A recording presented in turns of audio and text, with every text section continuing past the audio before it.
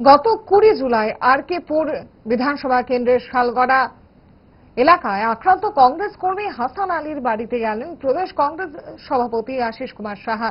সেখানে প্রদেশ সভাপতি এই আক্রমণের ঘটনা সম্পর্কে বলেন, বিজেপি আশ্রিত দুষ্কৃতিকারীদের তাণ্ডব চালিয়ে হাসানের বাড়ি ঘর ভাঙচুর এবং লুটপাট চালালো।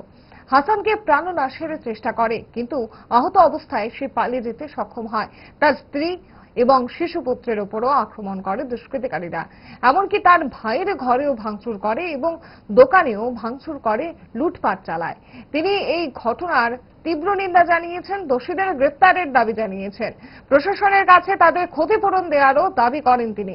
এছাড়া তিনি এলাকায় শান্তি প্রতিষ্ঠার আবেদন রাখেন।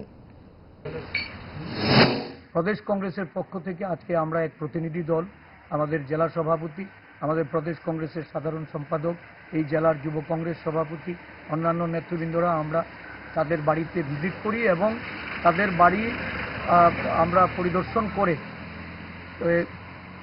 হাসানের পিতা এবং হাসানের স্ত্রী তাদের সঙ্গেও গিয়ে কথাবার্তা বলি এবং একটা ভয়াবহ রাত তারা কাটিয়েছে।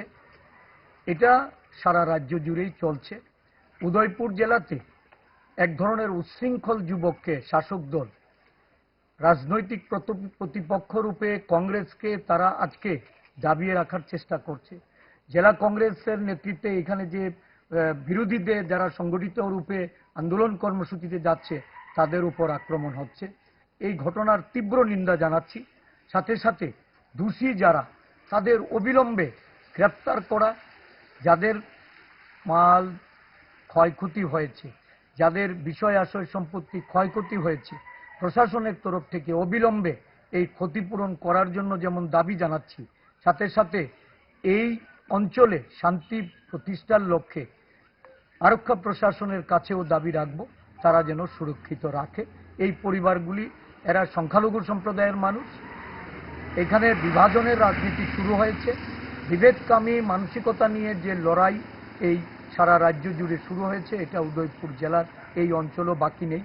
এখানে পুলিশকে বা আরক্ষা প্রশাসনকে গুরুত্বপূর্ণ ভূমিকা